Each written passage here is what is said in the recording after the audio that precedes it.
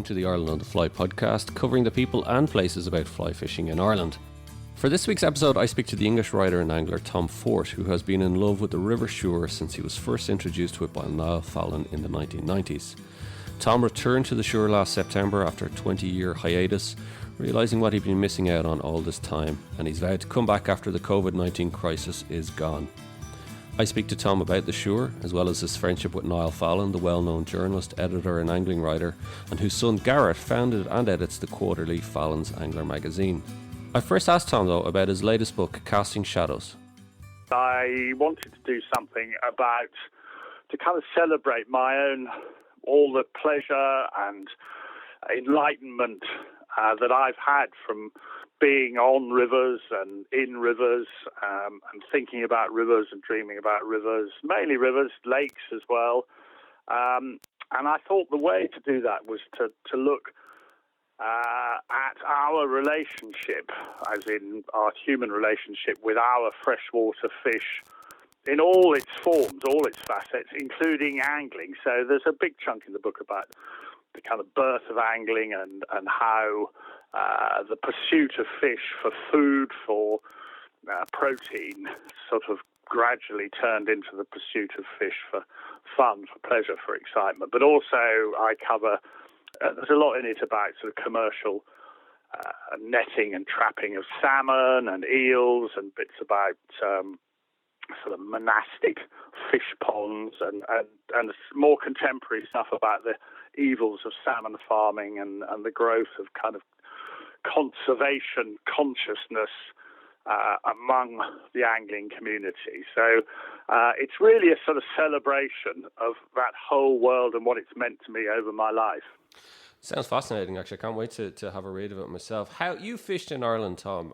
How do you compare how integrated or how important fishing is in the life and culture of Ireland compared to that in Britain? Well, I would love to. I've always said that if I had to go, if for some reason I was expelled from my home country, Ireland is one of the one or two other countries where I think I could live happily.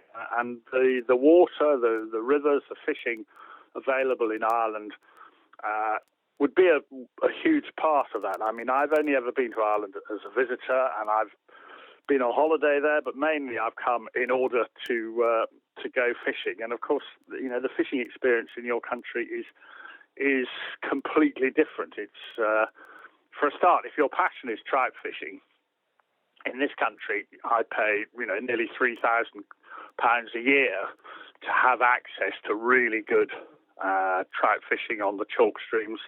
I can come to your part of the world and pay what seems to me almost a pittance to fish on the Suir, which is just one of the greatest trout rivers on the planet. I've had hugely happy times over many, many years in Ireland, mostly pretty unsuccessful, but enough in the way of success to sort of bring me back. And I actually came back last September to fish on the Suir for the first time in many, many years, and I was sort of bowled over. It was sort of revelatory to me. I'd forgotten what a phenomenal river it is, and what just sitting beside it and looking at it, what an experience that is. If you understand anything about how rivers work, the richness of the river, its setting, and the head of trout in it is just astonishing. So yeah, they're very different experiences, but I will definitely, having come back to Ireland, unless something terrible happens to me, I've sort of made a date in my head not to leave it so long again. What led you to come back after such a long period of time? Well, I tell you, I sort of, for quite a few years, I used to fish every year in Slovenia, and I had some wonderful experiences in Slovenia, but for reasons I won't bother to go into, the kind of experience became degraded in some ways. And so I thought, where I'd like to go away for a trip, and I love to fish on my own. I like to fish with friends as well, but I also like to go away on my own. And sort of reading about the Suir and reliving experiences I had particularly with a very old friend of mine now, long dead, Niall Fallon, a big figure in Irish fly fishing. And I kept the sort of memories of the Suir kept on nagging at me. So I got in touch with a guy called Kevin Rowe in Care, and said I was thinking of coming, and he very kindly advised me. And then I came over and he met me and he showed me around. And the weather it was boiling hot, really tricky conditions. But yeah, I caught some fish and it was tremendous. We'll talk about the Suir in a minute, because the Suir is my own local river, and I know Kevin, and I'm a member of the Care Fly Anglers, and it is an incredible river. And like you said, I think we take it for granted here, especially with being so close to us and how well it fishes. Talk to me a bit about Niall Fallon, how you got to know Niall, because obviously Niall will be very well known to people in the fly angling community over here. A brother, one of my brothers, Matthew Fort, who's a big figure in the food world over here and a judge on TV cooking programs and such like. A long time ago, he, at a low ebb in his fortunes, went to live and work in Dublin. And he's a keen fisherman, and he and I and our eldest brother did a load of fishing when we were young. Anyway, he went to live in Dublin as a young man, and he was introduced to this distinguished Dublin journalist, Niall Fallon, at some social gathering, and in the way that, anglers, whenever they bump into each other, it doesn't take long for them to get round to discovering the mutual interest. And Niall, at that stage, having been a very, very keen fisherman and written a lot about fishing, had actually given up fishing for some reason. And Matthew, my brother, sort of said, "Oh, come on, you've got to show me around." And so Niall showed Matty around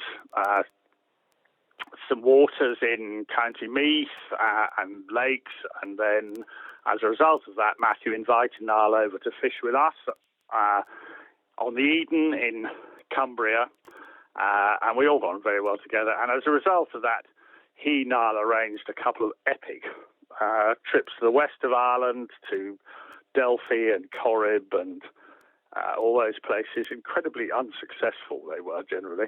But the second of those trips involved coming down to the shore. So I became I was a passionately keen angler. And also, because I worked in journalism as well, we got on well on that basis. And he had a great love of fishing books, as did I. And so I went over and fished with him, and he fished over here. And I learned a huge amount from him. And was the Suir your favourite place to come fishing here? It was, absolutely. As soon as I can still remember this, we turned up there in Care. He had fished there every year for a long time, and he knew the river pretty well. And he was very friendly with this legendary figure, Leamy Farrell, who lived in Care, who sort of gave instruction to all his disciples who used to come along and ask for advice. And so we stayed at a B&B and went down to this amazing river. Now, it's changed since then. I can still remember when we first visited it, there was a meat factory, a sort of pie factory, I think in Care or on the outskirts of Care, which used to pour this disgusting stream of sort of meat refuse into the river. And it smelled to high heaven. And the whole, from sort of Swiss Cottage down, the whole bed of the river was covered in bits of fat and gristle and such like. I mean, the trout didn't mind at all, but it was pretty dire. And so I wrote an article. I was then writing over here for the Financial Times, and I wrote an article about all of this. And then there was a local campaign, and eventually something was done about it. But walking up and down the river, it was impossible not to be amazed by the sheer number of rising fish, fish feeding on the surface, on emergers and dry flies.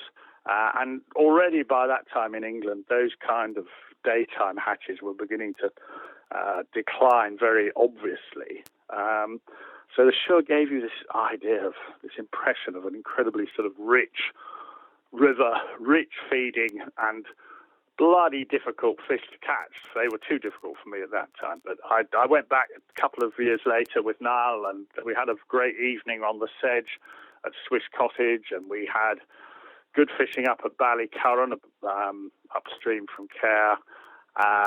And yeah, I just got into my head and wouldn't go away. It seems to be one of those, like, I suppose people outside of Ireland, they think of fly fishing for trout, they think of Corrib, really, don't they? The kind of the western lochs, but the Suir doesn't really. Lake, and then Sheelin as well, and drifting in boats. So yeah, I did a bit of that. I'm not really that enamoured of. I'm very happy to go out in a boat for a couple of hours, a whole day's boat fishing.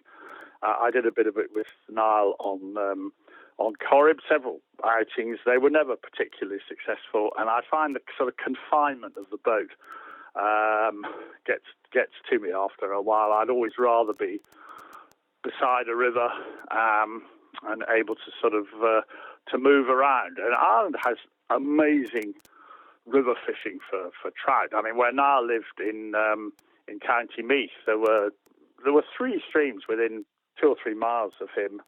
The Deal and the Boyne and the Achalo, which had fantastic. They'd been dredged and mucked around with, but they still had amazing dry fly fishing available, and that is the case all over Ireland, really.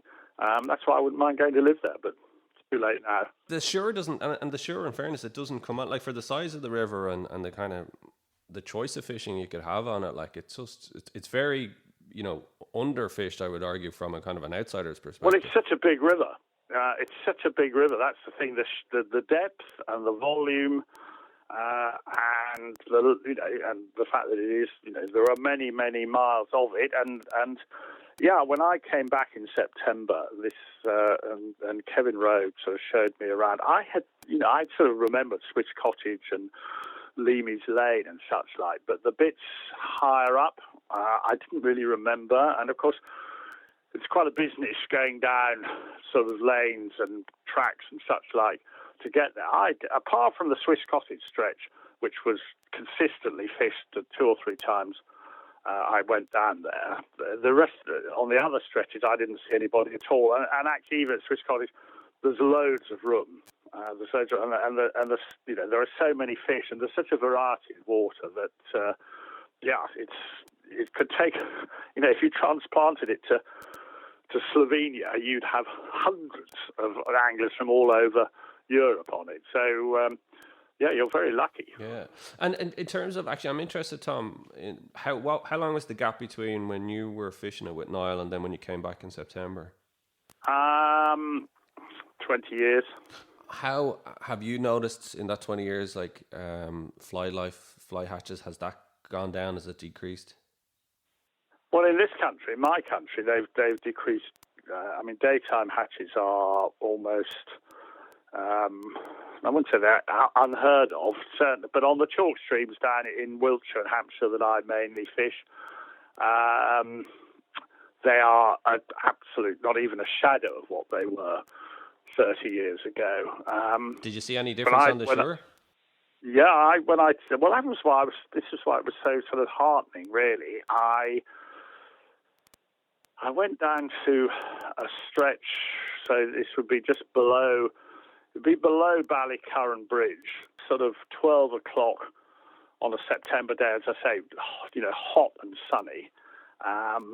And I did a bit of nymph fishing, got a couple of fish, and, there was the odd rise here and there. And then there was quite suddenly, around about sort of 12:30, like somebody flicked a switch, a sort of consistent rise of olives.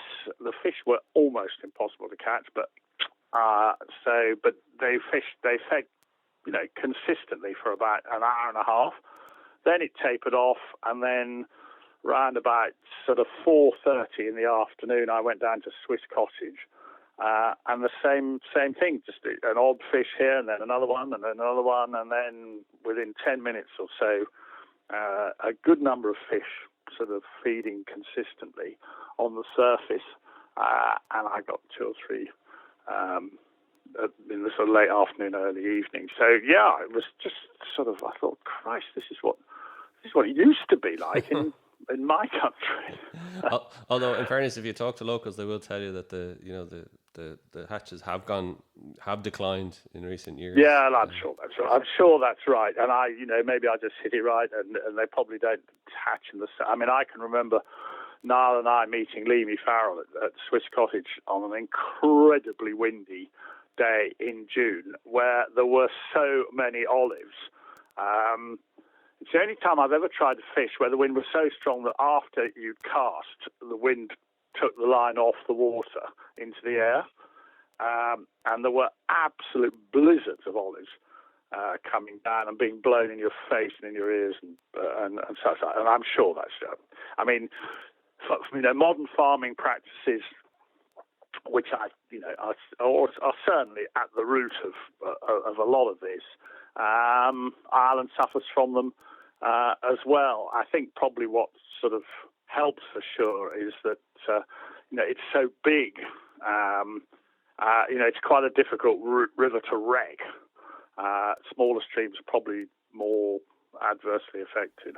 And it's quite a challenging river as well in terms of fly fishing. Oh gosh, yeah. I mean, and particularly more challenging as you get older, because the other thing is that in a lot of places the banks are really high, and you come off the bank and you're into water up to above your waist, right next to that. And of course, at my age, I'm nearly 70 now.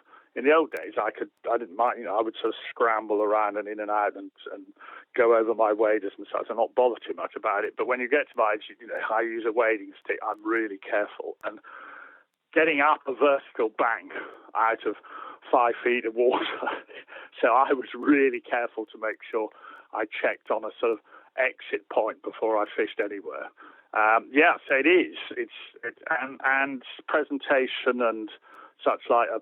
It's demanding. You've got to be careful about drag, and the fly and all the rest of it. So yeah, it's very challenging. Wasn't it Lord Grey in his book he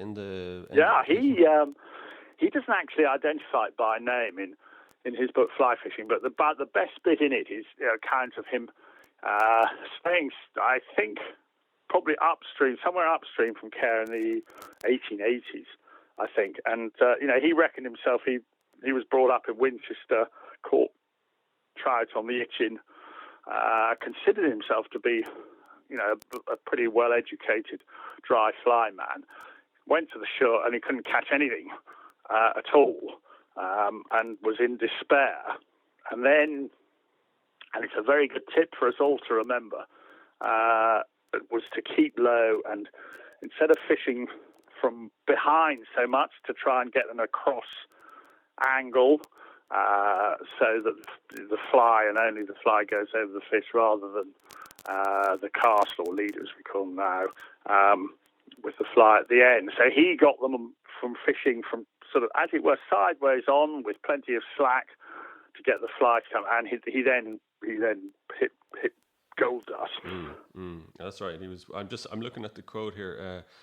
There were trout visibly and audibly rising, which had never seen an artificial dry fly. They defeated me utterly. I walked and knelt and waded and laboured and perspired under August sun without success. And that was in 1880. Well, we've all been there, haven't we? Oh, it's incredible. But yeah, like 150 years later, probably. Laboured and perspired, and he probably leaves out all the kind of cursing and the less elevated aspects of it. But none of that has changed. You're a very lucky man living down there. I was thinking, well, I went in September last year, and that's quite a good time to go. But I kept on thinking about what it would be like to be out there sort of after supper, sort of late June, early July, where there must be good hatches of sort of odd blue-winged olives and sedges and such like. What I was finding actually, Tom, was it was actually nearly dusk, nearly dark. You'd think you'd missed it, and then it would just come on for a few minutes. Yeah, well, I can remember one evening with Niall at Swiss Cottage, and we went down after dinner. So it was quite late, and I waded across the river. He fished up the true left bank, and I fished up the true right bank. within earshot of each other, and I could just hear him muttering away and sort of splashing and catching. And I think I got about 11 fish, pretty much one after another. And I can remember each time I netted one, I leant forward and my scissors fell out of my pocket into the river, and I didn't have the sense to do up my pocket. This happened each and every time. And I waded back. It was completely pitch black, nearly midnight, when I found him. And he said he had lost count at 20. Yeah, there are some very, very... after Niall died, I went back on my own, I think about a year. He died over 20 years ago. The year after he died, I went back to stay with his widow, and sort of retrace footsteps. So I went down to Care, and in the evening went up to Ballycurran, the bridge at Ballycurran, and sort of walked. Well, I stopped on the bridge. I got there, I think, about 9 o'clock or so, and there were so many fish feeding. And I thought at that time I had sort of worked out to a degree that when fish were feeding hard in the late evening, it was in the sort of early dusk, it was normally blue-winged olives, and there was a wonderful fly tyer, Alice Conber in Care, who I used to get flies from, and so I had some good patterns, and I thought, I'm going to make such a slaughter of these poor, simple-minded Irish trout this evening. So I sort of waded in, and you could see the BWOs coming down in kind of squads on the surface. And anyway, I've covered fish after fish after fish, and had absolutely no response at all. By this stage, it was getting quite dark, and I sort of looked down. I thought, what would Niall suggest? And he'd say, just take a moment to think about it when you're making an idiot of yourself. So I looked down, and the surface of the water was completely covered in canis. And it so happened that Alice, Alice Comber, that morning I'd been chatting to her, and she'd said, they're catching a lot of fish on canis. And I didn't really know what canis were, to be honest, but she gave me, I've still got 3 of them, these flies that she tied on size 26. They were amazing things. And I thought, can I tie this on? Anyway, I managed by an amazing fluke to tie this thing on. And there was a really big fish feeding straight upstream from it. And I thought, why would it take this when the surface is completely covered? And of course it did. Immediately, as soon as it came down, up it came. And it broke me, and it was too late to put on another one. So I still feel very aggrieved about that. Talk to me about Niall Fallon, and obviously because you edited that book, Bright Waters. That's right. Yeah, he had produced a book published only in Ireland called the Irish Game Anglers Anthology or something. Which so he had done a lot of trawling around, and whenever I saw him, we used to go and look in bookshops and compare what he'd bought and what I'd bought, and such like. And this anthology was unknown in England, and it was not the production values were not great, so it didn't really do justice to all the work that he had done. And again, after he died, I have a friend, a publisher of fishing books, Merlin Unwin, who used to do a huge number of fishing books, and I had already done a fishing book with him called The Far From Complete Angler, and I suggested to him that an Irish fishing anthology, might work, and he had by that stage started publishing the books by Peter O'Reilly about Irish rivers and lochs and such like. And he said, oh, yeah, fine. And then I thought, well, actually, we can do better than. So I got some extra material. I expanded it with a bit more, with some coarse fishing material and a bit of sea fishing material. And the result was what I think is actually one of the most sort of handsome-looking. I don't think it sold particularly well, but I'm still really, really pleased with it. And anyone who has a curiosity about Irish fishing writing, of which there is a lot. And a lot of it's not much good, but some of it is really good. And the way in which certain writers sort of capture the essence of the sort of Ireland of old, rural Ireland, the landscape and the rivers. It's absolutely full of good stuff. And I'm still really proud of that book. No, it is, and I have a copy of it at home as well, and it's I love those kind of books because you can dip in and out of them, Yeah, that's right. You don't have to. There's no narrative thread for you to try and to have to keep hold of. But you're also writing as well, Tom. You're involved with Niall's son Garrett in Fallon's Angler. Well, I'm not exactly involved. I keep a sort of an eye on his activities. Yes. Well, I've remained sort of friendly with the family.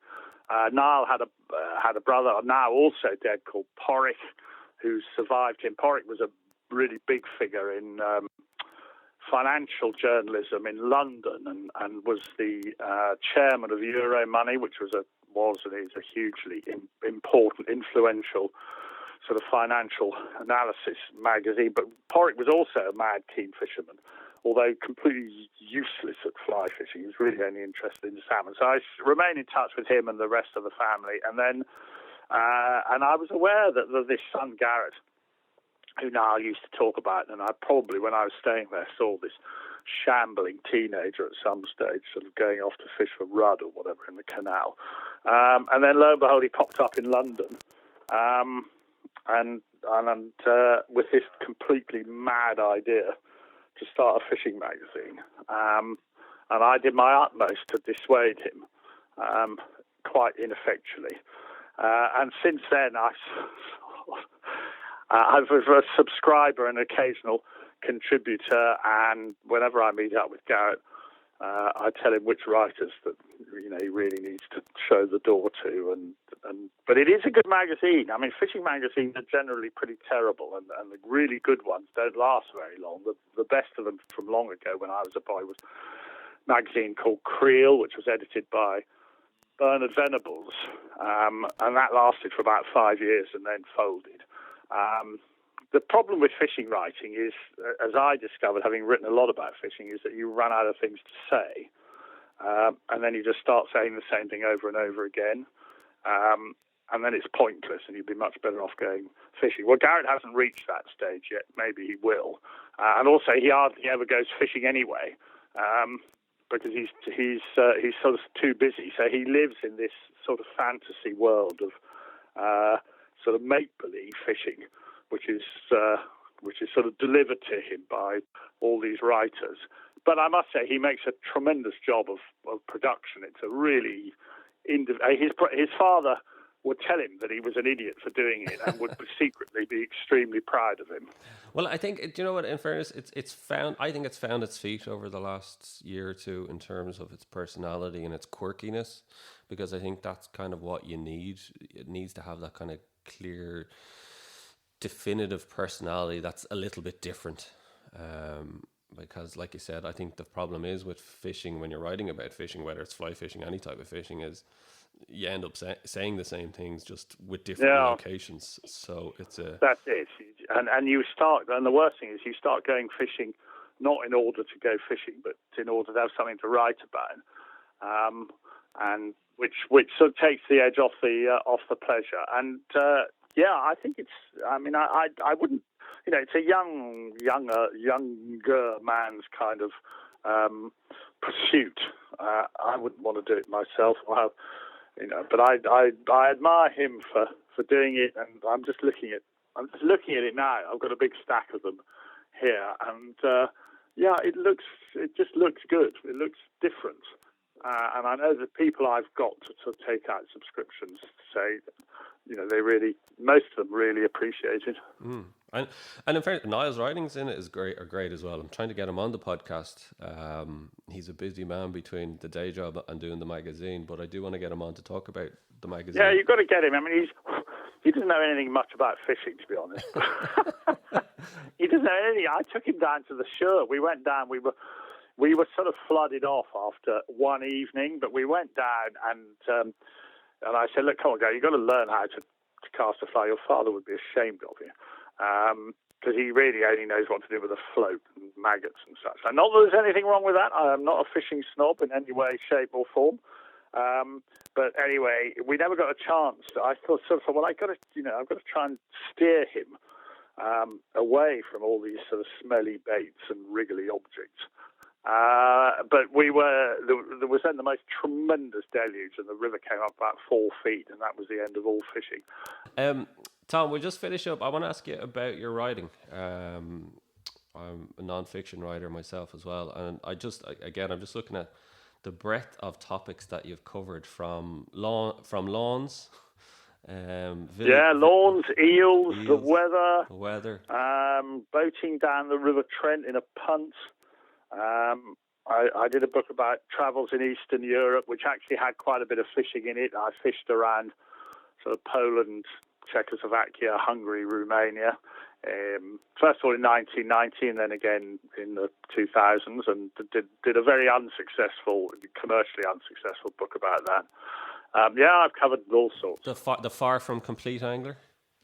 Far From Complete Angler, that was the first thing. That was published by Merlin Unwin, and that was really a collection of stuff that I had written mainly for the Financial Times, but also various magazines, which I collected. And it also had a chunk of stuff of the fishing I had done in Eastern Europe in 1990. I travelled around for 3 months after the Berlin Wall came down, and met a whole load of anglers, and was looked after by anglers and taken to obscure rivers and streams in lovely sort of unknown locations. So it was a sort of collection of previous stuff. All the others have been kind of commissioned and written as one, as a sort of single narrative, really. Any particular favourites from the ones that you've written? Yeah, the one that was most unsuccessful, the Book of Eels. So eels I remain fascinated by eels, and funnily enough, that book, which was a complete flop when it came out nearly 20 years ago, is about to be reissued. With my publishers who've done Casting Shadows, this book, said, we should bring out the eels again, because its time might have come, who knows. So I did a new introduction for it. But to do that book, I travelled all over. I made 2 visits to Loch Ness in Northern Ireland to go out with the eel fishermen on the loch and to see the eel trap in operation on the Ban, on the river coming out of Loch Ness. I went to the States, I went to Italy, I went to France, I went to Denmark, I went all over the place, talking to eel fishermen or experts, people who devoted ridiculous amounts of time and effort to working out what remains, the behaviour of one of our most mysterious and fascinating creatures. And it's very reassuring. That book came out 20 years ago, and in the intervening 20 years, despite the fact that people have gone on studying the eel and all research programs, all the rest of it, that much about it is still unknown, and long may it continue. How do you convince your publishers to publish such? I don't know. They're very gullible. Do you for you is it a case of you come up with a topic you're looking for these kind of quirky ideas? Mostly. I did the most commercially successful book I did was about the A303 Highway to the Sun, which was a sort of it was a look at this road. It's the road that goes past Stonehenge, and I did a book not about its engineering, but about the history of the road, but also the way in which it sort of connected different landscapes and through different times. And the book was extremely successful, and in fact is still selling. And that was not my idea. It was suggested to me, and I thought it was a really stupid idea to begin with, and then I fell in love with it. And it became a fascinating book to do, and was a lot of fun to do. And among various things, I walked the entire length of the road, because which was no fun at all. But it was you see things when you're walking that you don't see when you're in a car or even when you're cycling. So, yeah, but all the others have been, ideas of mine. And what's next? Have you any plans for next? I would just say, in addition to that, as a result of which I've made virtually no money out of any of them. Next, I don't know, I'm nearly 70. Each time, it's a very exhausting business producing a book. And I get very anxious about it. So I'm extremely anxious at the moment because the book is just out, and because all the bookshops are shut, and there are problems with distribution and such like. I think it's going to be very hard, even for people who want it, to actually get hold of it. But I mean, that's just one trivial aspect of this sort of catastrophe that's overtaken us all. But each time I do it, I think, do I really want to do all that again? And then something starts sort of nagging at me, and I get down to it. So, yeah, there are sort of things that are nagging at me. I certainly won't write anything about fish or fishing again. Oh, really? That's it. You're done with. You've covered all the bases. I'm done. I've done it. I'll probably, I don't mind. I'm very happy to write something for Fallon's Angler every now and then, but I don't think there's room in the book reading world for yet another fish book. Well, we'll keep an eye on whatever you choose to write, Tom, in the future. But if people can't get a copy distributed at the moment of Casting Shadows, they can, of course, get the Kindle edition. So I know it's not the favourite probably way for people to be reading a lot of the time, but look, there are options there. So if they do want to try and get their hands on it, that's right. Yeah, of course. If someone's really determined, they'll find it. They can work at it. Oh, perfect. Well, Tom, I tell you what. When you come over to Ireland, when we get through all this madness, I'm definitely on my way, and when I come again, I will definitely sign up with the Care Anglers. The 20 quid a day, and to stay in that rather delightful, sort of slightly faded town is such a great place to be.